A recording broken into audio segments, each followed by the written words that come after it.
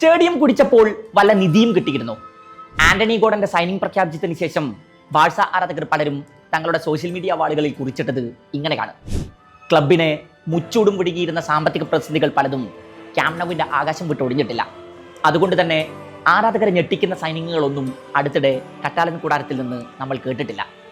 പോയ സീസണിൽ ഇപ്പോൾ വരുമെന്ന് പറഞ്ഞ് സകലരും കണ്ണിൽ എണ്ണ കൊടിച്ച് കാത്തിരുന്ന നിക്കോ വില്യംസ് ഡീല് നടന്നില്ല. അതിന്റെ നിരാശ ആരാധകർക്കുണ്ടായിരുന്നു. എന്നാൽ ഇക്കുറി അങ്ങനെയല്ല കാര്യങ്ങൾ. ഡെക്കോ അണിയറയിൽ നടത്തിയ ഒരു സൈലന്റ് ഓപ്പറേഷൻ, അതും ബയേണിന്റെ റഡാറിൽ സജീവമായുണ്ടായിരുന്ന ഗോർഡനെ പെട്ടെന്നൊരു സുപ്രഭാതത്തിൽ അയാൾ റാഞ്ചി ക്യാമ്പ് നൗവിൽ എത്തിക്കുന്നു.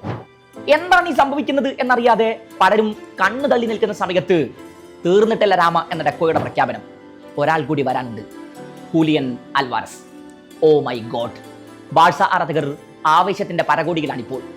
അടുത്ത സീസണിലെ എൽ ക്ലാസിക്കോകളെ കുറിച്ച് അവർ ഇപ്പോഴേ ചിന്തിച്ചു തുടങ്ങിയിട്ടുണ്ടാകണം. കാതങ്ങളകലെ മാഡ്രിഡ് നഗരം നിശബ്ദമായി കിടക്കുകയാണ്. ഫ്ലോറന്റീനോ പെരസ് കൂലങ്കഷമായ ചിന്തകളിൽ ആണ്ടിരിക്കുന്നുണ്ടാകും. 20 വർഷത്തിനിടെ ആദ്യമായി അവിടെ ഒരു പ്രസിഡൻഷ്യൽ ഇലക്ഷൻ നടക്കാൻ പോവുകയാണ്. എൻറിക്കെ റിക്കൽമിയാണ് പെരസിന്റെ എതിരാളി. പെരസിനെ തോൽപ്പിച്ച് താൻ പ്രസിഡന്റായാൽ 2 വമ്പൻ സൈനിങ്ങുകൾ റയലിൽ നടക്കുമെന്ന് റിക്കൽമി ഇതിനോടകം പ്രഖ്യാപിച്ചു കഴിഞ്ഞു. ജൂൺ 7 തെരഞ്ഞെടുപ്പ്.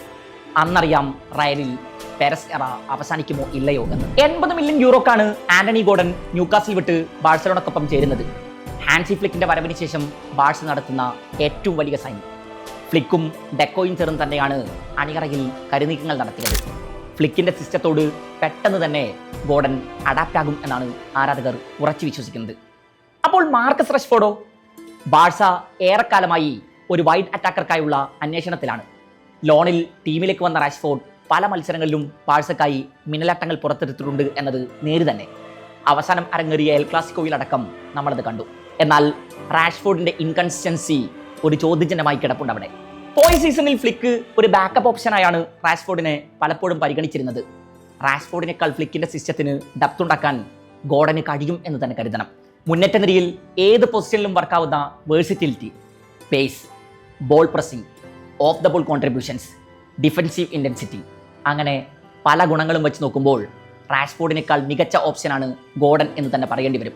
പ്രത്യേകിച്ച് കളിക്കാരുടെ വർക്ക് റേറ്റിനെ വലിയ രീതിയിൽ പരിഗണിക്കുന്ന ഫ്ലിക്കിന് ഗോർഡന്റെ വരവ് നൽകാൻ പോകുന്ന ഊർജ്ജം ചെറുതായിരിക്കില്ല. ലമീൻ യമാലും ഗോർഡനും റഫീനിയും ഒന്നിക്കുന്ന ബാഴ്സയുടെ മുന്നേറ്റത്തില അതിലേക്ക് ഹൂലിയൻ അൽവാരസ് കൂടെ ആടായുള്ള അവസ്ഥയൊന്ന് ആലോചിച്ച് നോക്കൂ. ലോകത്തെ ഏറ്റവും മികച്ച അറ്റാക്കിംഗ് യൂണിറ്റായി അത് മാറും. ഏറെക്കാലം കിട്ടാക്കനയായി തുടരുന്ന ചാമ്പ്യൻസ് ലീഗ് കിരീടം എന്ത് വില കൊടുത്തും ഇക്കുറി ക്യാമ്പ് നൗവിൽ എത്തിച്ചേ തീരൂ എന്ന വാശിയിലാകും ജോവാൻ ലപ്പോർട്ട. ഈ സീസൺ ചാമ്പ്യൻസ് ലീഗിൽ 10 ഗോളുകളാണ് ഗോർഡന്റെ സമ്പാദ്യം. ഗോൾ വേട്ടക്കാരിൽ മുന്നിലുള്ളത് കിലിയൻ എംബാപ്പയും ഹാരി കെയ്നും മാത്രം. പ്രീമിയർ ലീഗിലേതിനേക്കാൾ അയാളുടെ മിന്നും പ്രകടനങ്ങൾ ഇക്കുറി നമ്മൾ കണ്ടത് യൂറോപ്യൻ ഫുട്ബോളിലെ ബിഗ് സ്റ്റേജ് ചാമ്പ്യൻസ് ലീഗ് രാവുകളിലാണ്.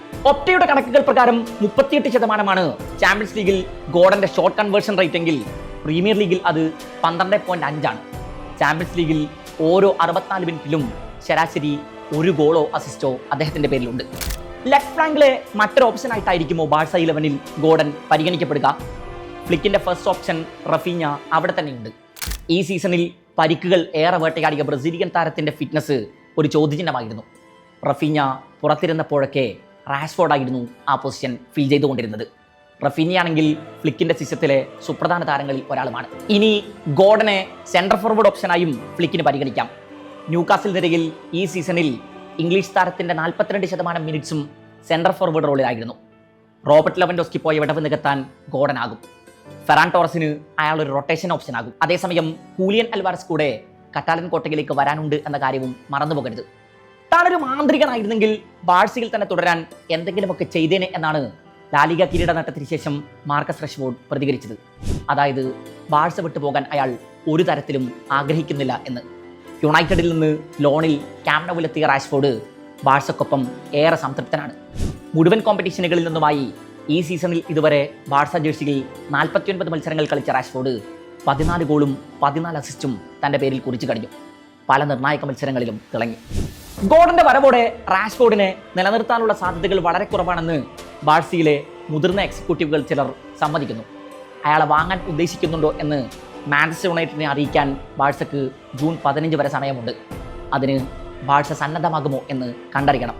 അതേസമയം ഹൂലിയൻ അൽവാരസ് താൻ ടീം വിടാൻ ഉദ്ദേശിക്കുന്ന കാര്യം അത്ലറ്റിക്കോ മാനേജ്മെന്റിനെ അറിയിച്ചതായാണ് റിപ്പോർട്ടുകൾ. ആ സൈനിങ് കൂടെ സാധ്യമായാൽ പിന്നെ ഫ്ലിക്കിന്റെ കളിക്കൂട്ടത്തെ അടുത്ത സീസണിൽ പിടിച്ചാൽ കിട്ടില്ല. ചാമ്പ്യൻസ് ലീഗ് കിരീടം അടുത്ത സീസണിലെങ്കിലും ക്യാമ്പ് നൗ ഷെൽഫിലെത്തുമോ? കാത്തിരുന്നു കാണണം.